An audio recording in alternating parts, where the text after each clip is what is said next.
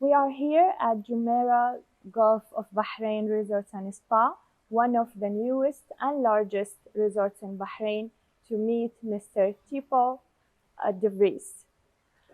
Congrats, dear, for your new position. Thank you.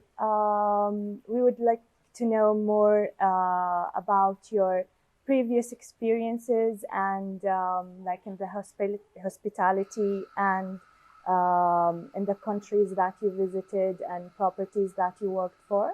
Sure. I studied hospitality management in quite a well-known school in Switzerland, in the École Hôtelière de Lausanne. And from there, actually, I've got in contact with a company called Hyatt International Hotels. And with them, actually, I worked 18 years. I started off in Paris. Then I moved to Singapore, became a food and beverage manager. Then actually I moved back to Paris for almost 3.5 years. Then I went to Johannesburg in South Africa as food and beverage director. Then I spent almost 10 years in Russia, in Moscow at the Park Hyatt, in Sochi, where the Olympic Games were in 2014. And then again in Moscow for another property that had opened up. And then before coming here, 2 years, I was in Qatar for the World Cup football, still with Hyatt. And recently joined here in the beautiful Jemira Gulf of Bahrain hotel since about a month now. So very excited to be here. We are lucky to have you in Bahrain. Thank you. And very rich experience. Yes, I've been very fortunate to have been given beautiful hotels in different areas of the world. And I've enjoyed every step of it. Every country I've in, every culture I've gotten acquainted with has been an immense pleasure and very enriching in my personal life as well. Great. So what did attract you to this profession? How did it start? I think I was fairly young when I was lucky one day to go travel with my parents to a hotel. And I was always keen to know how they made everything look so beautiful, how the food came so fast to the table, how the rooms were clean. I was always interested in what happens actually behind the scene. Okay. That I started cooking with my mother. I was very involved in learning, especially the gastronomy from my French mother, the French import. So good food has always been an important part of my life. Yes. So initially, actually, I wanted to become a chef. Okay. But then as I grew older, I actually realized that taking care of the guests, giving them a memorable experience, welcome them as your family members or as your friends, I enjoyed very much actually in front of the scene as well, not just in the back of the house, but also in the front of the house.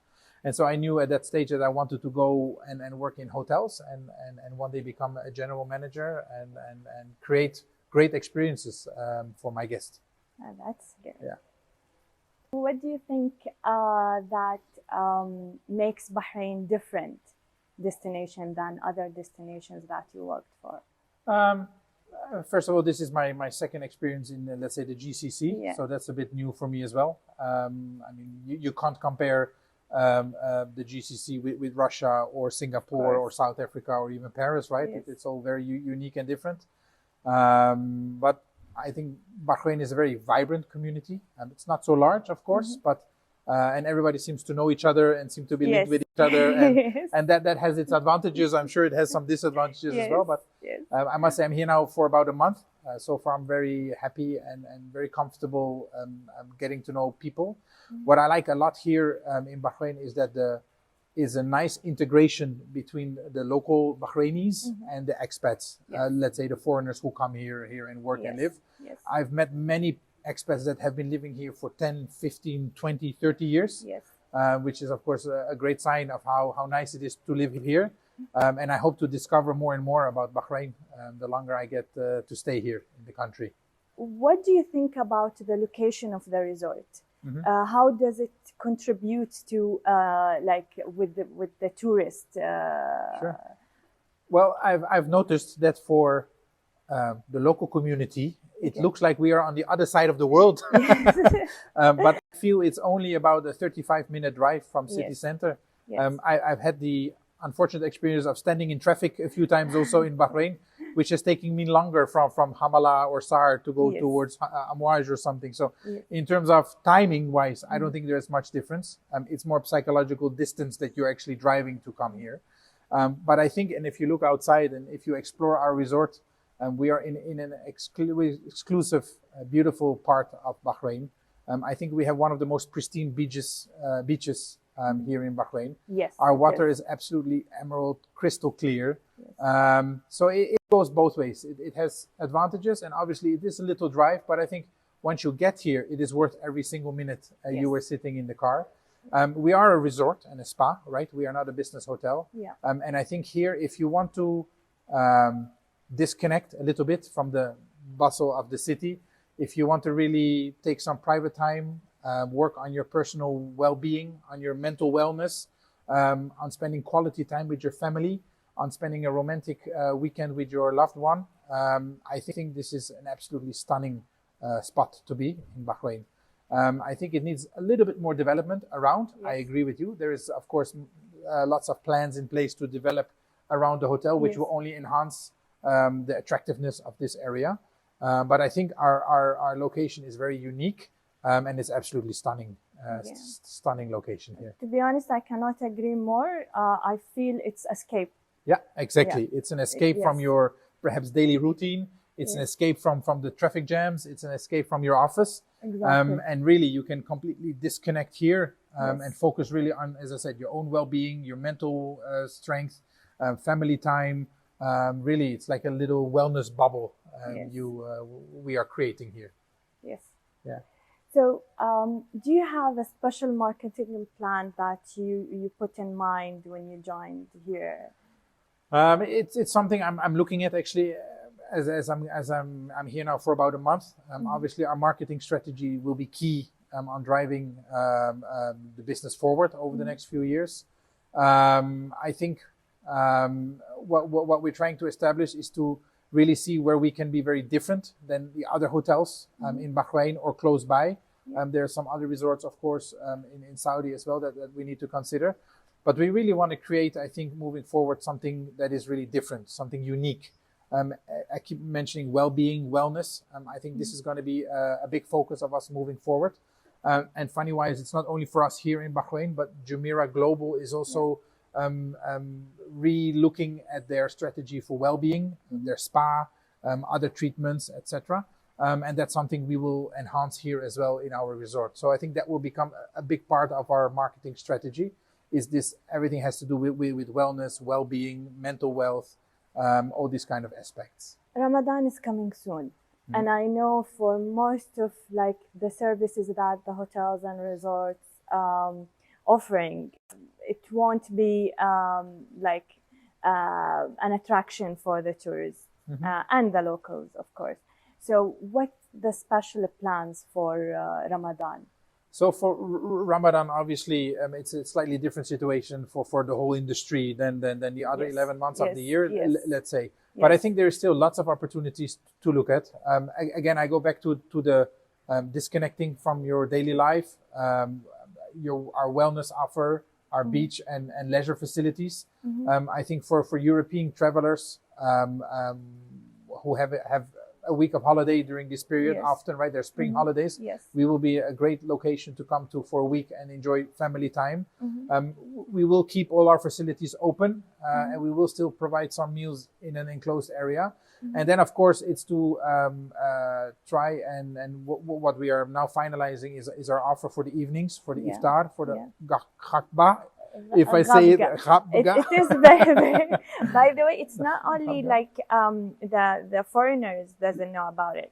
Okay. Even other Arab countries, they don't know. Not all GCC knows about ghabga, by the way. I must say, my last 2 years in Qatar, we didn't call it ghabga. You had the iftar and then you had the suhoor, if I'm not mistaken. So ghabga is something new. That's why I'm still struggling. We love food here. So we love food in Bahrain and we love family gatherings. Correct. So we always think of like gatherings ideas, and one of it is the ghabga. To make it like if we didn't catch each other in like the iftar time and suhoor usually very late, so we created the ghabga in between. Yes, to meet each other and eat. Very good. Yes. So we are planning to build a very nice tent next to our swimming pool, connected to our Levantine restaurant Fayrouz. And that's where we will be organizing this. We have some offers as well for corporations or maybe larger families, up to about maybe 300-400 people. We can organize special family gatherings or corporate dinners in the hotel as well. So these are some of the aspects that we are now finalizing, and we are about to roll out actually our marketing campaign for that. Oh, great. Yes. So we opened again the marketing campaign discussion. What do you believe about the marketing strategies that changed lately about having influencers and those type of social media marketing campaign? Yeah, I think it is playing in with the let's say the IT revolution of your mobile phone, of tablets. Yes. People are always on the go now. People are constantly moving around. And then so this is playing into making sure that you're well presented in those segments. I think nowadays, most businesses, and I'm not only talking about the hospitality industry, but most businesses have to make sure that you are well represented on your social medias. Yes. You need to invest in your content. You need to invest in being well represented.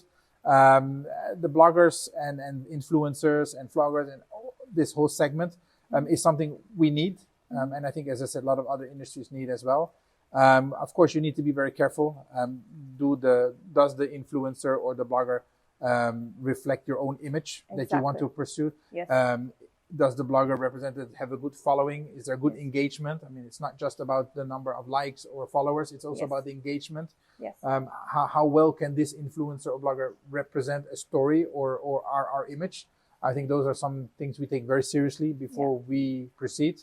But yeah, I think it has become a norm actually within our marketing plans to allocate some of our resources and funds into this segment. Absolutely. Yeah. So what do you think about the programs and events that Bahrain has for the tourism and like to engage the tourists with Bahrain life and so on? So what do you think of that? I probably haven't seen the whole scope yet of what Bahrain tourism is doing to promote Bahrain as a destination or as a place to visit.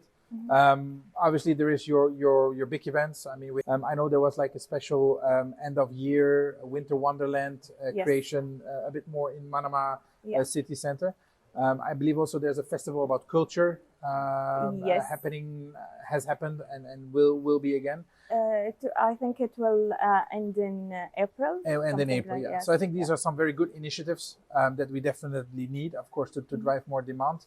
I think for us, the more, the better, especially if it's some quality gatherings. I mean, we have a beautiful exhibition center right close to us, only about 10-15 minute drive. Yes. The exhibition World of Bahrain. I think we need to activate that a lot more. We need to get more conferences, more congresses, more conferences. We need more social events. Aldana Amphitheater, of course, also only about 10-15 minute drive. Yes. And no traffic jams from our side of the city. All that, of course, is very good for Bahrain and for visitations. I think we need to try and diversify a bit more. If I look at our data and history, we are very much reliant on people from Saudi Arabia visiting us, while the whole rest of the world is open for us. Yes. So I think that's where we then need to. So we have a beautiful exhibition center. We need to support that with more airlift, with more connections through Gulf Air or other airlines. So we need to support that and grow that a lot more, so that the whole tourism industry can benefit from that. Actually, I do agree with that. But coming to like the type of tourists or the nationalities of the tourists, as you said, like we are not only the hotels, but all Bahrain, we are focusing on Saudi tourism. And that's because it's close by and it's 30 minutes drive. Of course. I have friends that come here only to have dinner and go back. Yes. So, but I can see that Bahrain has a lot more to give. To other nationalities as well, and to attract them. So what is your strategy to do that? And which nationalities do you think that we have or you have to target more? So I fully agree with your observation. I think historically we have always believe in Saudi Arabia as being our main segment of tourists to come. But for example, end of last year, I was in Oman, and I was in a resort where there was a lot of Swiss people, there was a lot of Germans on holiday, there was a lot of other nationalities, people from CIS, Russia, and the other countries around. And I was thinking when I came here, why do we not have so many tourists from those destinations, right? Yeah. We have amazing resorts, we have beautiful beaches, we have great kids, family activities. There's quite a few activities also in the country that is worthwhile visiting. So I think those are some of the opportunities as a country we should be looking at and promoting Bahrain as a destination to the European market, to the CIS market, maybe to some of the African markets as well, South Africa, for example, Nigeria. Those are some of the markets that we should say, hey, are we knocking hard enough on their door? Are we promoting enough? Are we investing enough? Obviously, it comes with some resources you need as well. But I believe those are some markets I want to explore. First, we need to make sure that everybody in Bahrain knows our resort and that all the people on their staycations or longer holidays come and stay with us. We also want to attract some of the corporate groups. We believe we are a perfect destination for your team building outing or your budget review meeting or your strategy for the next year line out. We have a great ballroom and meeting room facilities, which then we can combine in the afternoon with some team building activities. So obviously we need to also focus on the local market, Bahrain and Saudi. Yes, still very important. But I think we should slowly start to explore also more internationally and see if as a Bahraini entity, so together with all the other hotels, Bahrain, BTA, promote Bahrain in the right destinations. And I think there will be demand for Bahrain coming. I think a lot of people now have seen Dubai or know Dubai. It's getting very busy also in Dubai. It's getting more pricier in Dubai. Qatar now, of course, developed hugely, very focused on sport. Abu Dhabi very much focused on culture. And I think people always want to see something new. And if we can get the value for money, the offer perfect, I'm sure there's lots of potential in those regions as well. Absolutely. Yeah. So as me coming from HR background, I will love to know more about your training strategies, your hiring strategies, about your staff. I want to know about the staff of the resort. Sure. I think the people that bring the experiences to life are key in any interaction in the hotel. Without my team, I would be nowhere, and nor would the guests be. And as you rightly point out, it starts from recruitment. We need to make sure that we hire the best possible candidates that we can attract to Bahrain. Plus, we need to have a well-diverse team. We need to have our locals, which I enjoy very much here, that there's this good integration. I was saying that we have Bahrainis working mixed with international colleagues as well coming in. So it starts from that point of view. And then once the colleagues arrives first day of work, it's a whole induction program that we need to make sure that it's a good story they can tell and that they understand. They can relate with the culture. And I come to the culture point. I think the culture is set from the general manager onwards. And it will take time to get a culture in place. It's not like, okay, tomorrow we wake up, it's a new culture. No, it will take me 3 to 6 months before I can really make some impact on a company culture as it is here as a team. I believe strongly that setting the right example yourself is the best way forward. Having a very positive outlook, driving this energy, being present on the floor in front of the guest with the team. Also, when times are not so easy, sometimes it gets quite challenging in the operations, of course. But to be there and giving that extra helping hand, it will also help you to gain the respect of the team. And once you gain the respect, they will follow you, right? And as a leader, you want your team to follow you and bring them along basically as a team. We have very strict training programs in place. So from day one that a new colleague starts, as I said, there's the induction, and then there's the trainings in the departments where they're working, whether it's in a restaurant or whether it's in housekeeping or whether it's in finance or whether it's at the front desk.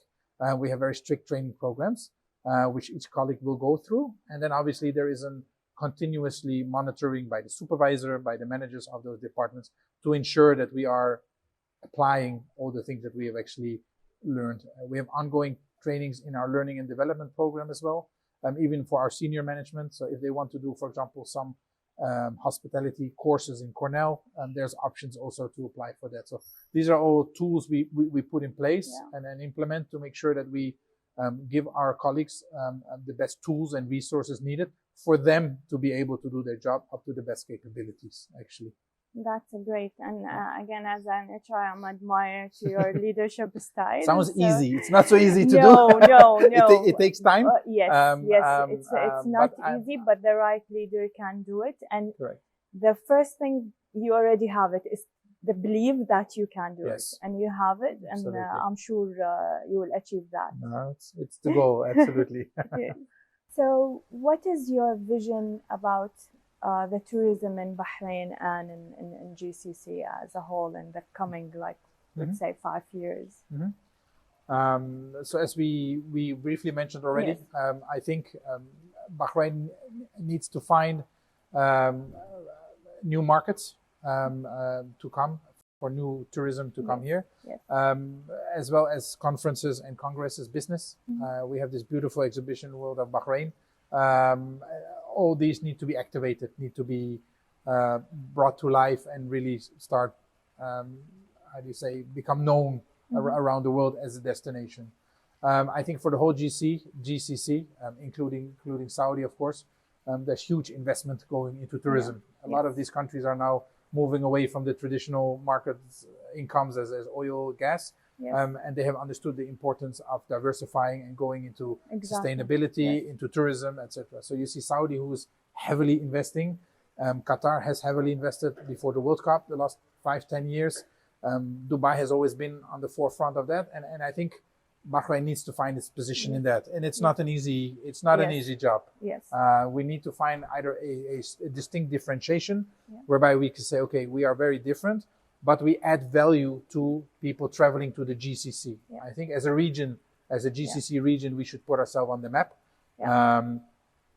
Fly into Dubai, have 2 days of fun, visit some museums in Abu Dhabi, go see a sport event in Qatar, something for Bahrain, maybe something about wellness, for example, and then go explore Saudi, for example, and make that into a package or tour for tourism to come in. And I would say that maybe because at that, like they said, by end or mid of 2024, it will be a visa that cover all the GCC. All GCC that countries. Will help that. That definitely helps, of course. Obviously, we need to see as well, some of the other GCC countries don't apply any VAT, don't apply any tourism taxes or any other levies as such. That's also something that Bahrain needs to make sure that they stay on the competitive forefront compared to the other countries in GCC. But as I said, I think important is that the GCC as a whole promote itself to the rest of the world to become a more and more attractive destination to visit. So, Mr. Tiepo, I really enjoyed our conversation. Thank you for the time that you gave us. And we wish you a good luck with your new position. We do believe in tourism in Bahrain, and we do believe in your resort as well.